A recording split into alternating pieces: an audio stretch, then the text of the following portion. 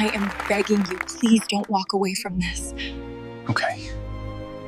But we need to talk somewhere private. The invitation had arrived 3 weeks ago, thick cream paper with elegant gold lettering. Clara Morrison had stared at it for hours, her hands trembling. A charity gala at the Grand Ballroom, the kind of event she would never normally attend. But this invitation had come from her college roommate, and it included a note that changed everything. Marcus will be there. He's engaged now. Thought you should know. Come anyway. You deserve to hold your head high. Marcus, her ex-fiancé, the man who had left her 2 years ago when she refused to give up her dream of becoming a social worker to support his ambitions in finance. The man who had told her she would never be enough for the life he wanted. The man who had broken her heart and then married into wealth 6 months later. Clara had almost thrown the invitation away, but something stubborn inside her refused to hide. She had worked double shifts at the community center for months to afford the simple blue dress she now wore.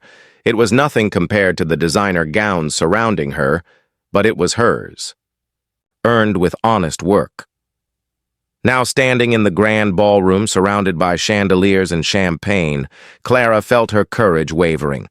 The room was filled with wealth and power. Businessmen in expensive suits, women dripping with diamonds, and there, across the room, was Marcus with his new fiancée, a woman whose jewelry probably cost more than Clara's yearly salary. Clara turned to leave, but it was too late. Marcus had seen her. He was walking toward her, his expression a mixture of surprise and something that looked like pity. "Clara," he said, his voice smooth, "I didn't expect to see you here. This isn't really your scene, is it?" His fiancée, a striking brunette in a black gown, looked Clara up and down with barely concealed disdain. "Is this one of your charity cases, darling?" Clara felt heat rise in her cheeks, but before she could respond, Marcus continued. "Clara and I were engaged once, before she chose to work with poor people instead of building a real career." The words stung more than Clara wanted to admit. She opened her mouth to defend herself, but suddenly a warm hand touched the small of her back. A deep voice spoke beside her. "There you are, darling. I've been looking everywhere for you." Clara turned to find herself looking into the most striking eyes she had ever seen. The man beside her was tall, dark-haired, and wearing a perfectly tailored gray suit. He was looking at her with such warmth and affection that for a moment, Clara forgot to breathe. "I'm sorry," Marcus said, clearly confused. "And you are?" "Nathaniel Hart," the man said, extending his hand. "Clara's boyfriend. She's told me so much about you, Marcus, though I must say her descriptions were far too kind." Clara's mind was reeling. Nathaniel Hart. She knew that name. Everyone knew that name. He was the CEO of Hart Enterprises, one of the largest philanthropic organizations in the country. His face had been on the cover of magazines. And he was pretending to be her boyfriend. "I didn't know Clara was seeing anyone," Marcus said, his tone skeptical. "We prefer to keep our relationship private," Nathaniel said smoothly. "Though tonight, I have to admit, I'm finding it difficult not to show off. She looks absolutely beautiful, doesn't she?" The way he looked at Clara made her knees weak. There was something in his expression that felt almost real. Marcus and his fiancée exchanged glances. "Well," Marcus said stiffly, "it was good to see you, Clara. Enjoy your evening." As they walked away, Clara stood frozen, Nathaniel's hand still warm on her back. When Marcus was out of earshot, she turned to face her unexpected savior. "I don't understand," she whispered. "Why did you do that?" Nathaniel smiled, and Clara noticed for the first time how kind his eyes were. "Because I saw a woman who needed help, and I have a weakness for stepping in when I'm needed. Also because I heard what he said to you, and it made me angry. You work at a community center, don't you?" "How did you know?" "I make it my business to know who's doing good work in this city. You run the youth program at Riverside Community Center. You've increased enrollment by 40% in 2 years. You've helped dozens of kids get into college who never thought they had a chance. Clara stared at him. You know about my work? My foundation has been considering funding the center. I've read all the reports. Your name appears in every success story. He paused. That man is a fool for not seeing your worth. Clara felt tears prick her eyes. Thank you, she whispered, for what you said. But you don't have to pretend anymore. I appreciate the rescue, but I should probably just leave. Or, Nathaniel said, his voice gentle, you could stay. Let me buy you a drink. Let that man see that you're perfectly fine without him. Better than fine, actually. Clara hesitated. Every instinct told her this was crazy. This man was a billionaire CEO. She was a social worker who could barely make rent. They existed in different worlds, but then she thought of Marcus's pitying expression, of all the times she had doubted herself over the past 2 years, of how she had let his rejection make her feel small. Okay, she said softly, but only for a little while. Nathaniel offered her his arm, and together they walked to the bar. As they moved through the crowd, Clara noticed people watching them. Whispers followed in their wake. Nathaniel Hart rarely attended these events, and he never brought a date. You're causing quite a stir, Clara murmured.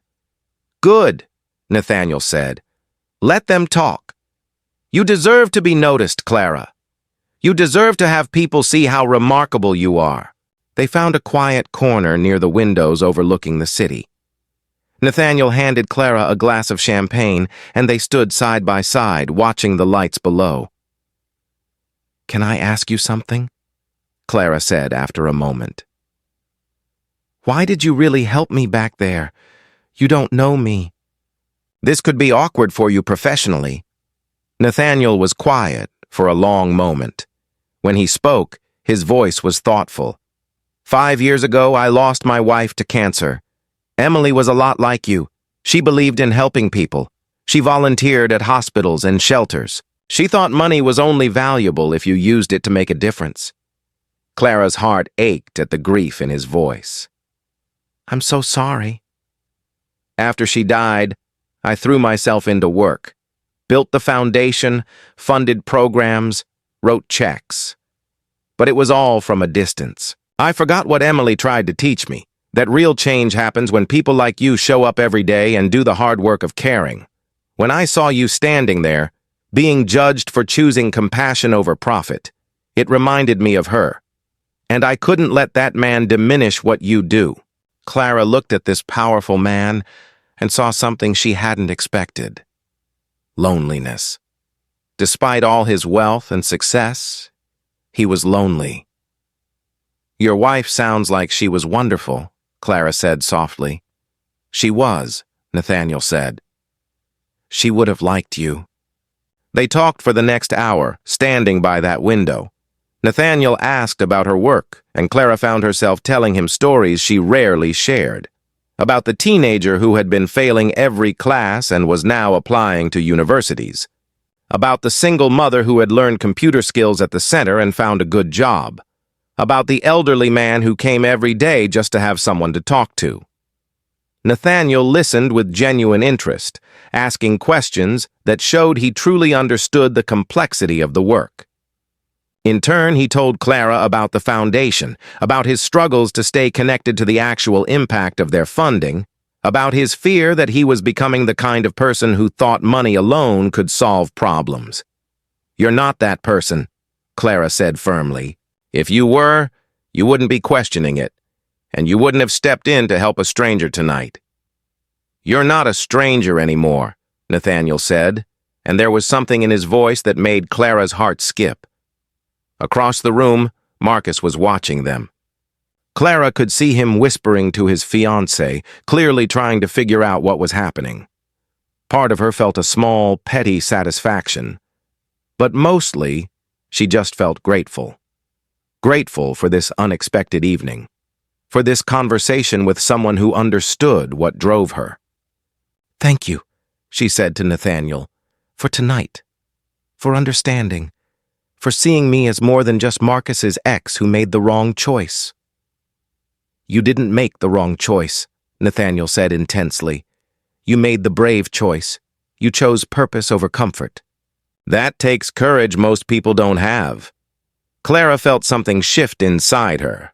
For 2 years, she had carried Marcus's judgment like a weight, had wondered if she had been foolish to choose her work over his vision of success. But standing here, talking to a man who had built an empire and still understood that wealth without compassion meant nothing, she finally felt validated. "I should probably go," Clara said reluctantly. "I have an early shift tomorrow at the center." "Let me drive you home," Nathaniel said immediately. "You don't have to do that." "I know," he said, "but I'd like to, if you'll allow me." They made their way to the exit, and Clara was acutely aware of the stares following them, especially Marcus's. As they passed him, Nathaniel leaned down and kissed Clara's temple, a gesture so tender and natural that Clara almost forgot it was pretend. "Good night, Marcus," Nathaniel said pleasantly. "I hope you enjoy the rest of your evening." In the car, a sleek black sedan with a driver, Clara finally asked the question that had been burning in her mind. "Why did you really do this? The truth." Nathaniel looked at her for a long moment. "Because when I saw you standing there, trying to be brave while someone belittled you for having a good heart, I saw something I'd forgotten existed. Authenticity. Courage. Someone who chose meaning over money and never regretted it, even when it cost her. I've been surrounded by people who only see me as a billionaire for so long. I'd forgotten what it's like to talk to someone who cares about the right things." Clara felt her breath catch. "I'm not special, Nathaniel. I'm just doing what feels right." "That's exactly what makes you special," he said softly. When they arrived at her modest apartment building, Nathaniel walked her to the door. Clara felt suddenly shy, unsure how to end this strange, wonderful evening. "Thank you," she said again. "For everything. For the rescue. For the conversation. For reminding me that choosing this life wasn't a mistake." "Clara," Nathaniel said, and the way he said her name made her look up. "I know tonight started as a favor, but I'd like to see you again, for real this time. No pretending, just two people who understand that there's more to life than appearances and bank accounts." Clara's heart was pounding. "I don't know if that's a good idea." "We live in different worlds, do we?" Nathaniel asked. "Because it seems to me we live in the same world. We both care about helping people. We both believe in using what we have to make a difference. The only difference is I write checks and you do the actual work. Maybe together we could do both." Clara looked into his eyes and saw sincerity there. Hope, and yes, loneliness that matched her own. "One dinner," she said softly. "A real one. Not at a fancy restaurant, somewhere normal where we can talk." Nathaniel smiled, and it transformed his face. "I'd like that very much." 6 months later, Clara stood in the same ballroom for another charity gala. But this time she wasn't pretending. Nathaniel held her hand as they announced a new partnership between Hart Enterprises and Riverside Community Center. A $5 million grant to expand the youth programs and create satellite centers across the city. Marcus was there, watching from the crowd. But Clara barely noticed him. She was too focused on Nathaniel, who looked at her with real love now, not pretend affection. Who had spent the last 6 months showing up at the center, rolling up his sleeves, getting to know the kids and families she served. Who understood that true wealth was measured in lives changed, not dollars accumulated. "Ready?" Nathaniel whispered as they prepared to speak. "Ready," Clara said. As they addressed the crowd about the importance of community programs and grassroots support, Clara thought about that night 6 months ago. How she had almost left before Marcus saw her. How a stranger had stepped in and changed everything. Nathaniel had taught her that kindness can come from unexpected places. That wealth and compassion aren't opposites. That sometimes the person who seems to have everything is actually searching for the same things we all need. Purpose, connection, and someone who sees beyond the surface. And Clara had taught Nathaniel that the best investment you can make is in people. That showing up matters more than writing checks. That love isn't about grand gestures. but about choosing to be present, day after day, in the small moments that actually matter. After the speeches, as they danced together, Nathaniel pulled Clara close and whispered, "Thank you for saying yes that night, for giving me a chance." "Thank you for seeing me," Clara whispered back, "for understanding that my work matters." "Your work doesn't just matter," Nathaniel said. "Your work is everything. And you've taught me that if I want my foundation to make a real difference, I need to follow your example. Show up. Listen. Care about people as individuals, not just as statistics in a report." Later that evening, Nathaniel got down on one knee in the same spot where they had first pretended to be together. But this time, there was nothing pretend about the love in his eyes or the ring in his hand. "Clara Morrison," he said, "will you marry me? Not because I'm a CEO or because I can give you an easy life, but because you've shown me what real success looks like. Because you make me want to be better. Because loving you has taught me that the most valuable things in life can't be bought or measured. They can only be lived and shared."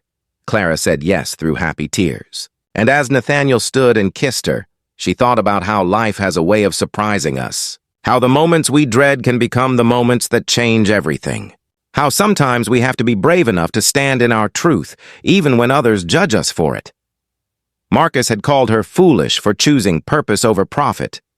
But standing there, engaged to a man who understood that real wealth comes from what you give, not what you take, Clara finally understood something important. She hadn't made the wrong choice 2 years ago. She had made exactly the right choice. And because she had stayed true to herself, she had found someone who loved her not despite her values, but because of them. Sometimes the person who saves us is the one who needs saving too. Sometimes pretending to be loved helps us understand what real love should look like. And sometimes the best revenge isn't proving your ex wrong. It's discovering that you were right all along about what truly matters. If this story resonated with you, please like, share, and subscribe for more heartfelt stories about finding love and purpose. In the comments below, share a time when staying true to your values led you to something better than you imagined. Your stories inspire us all,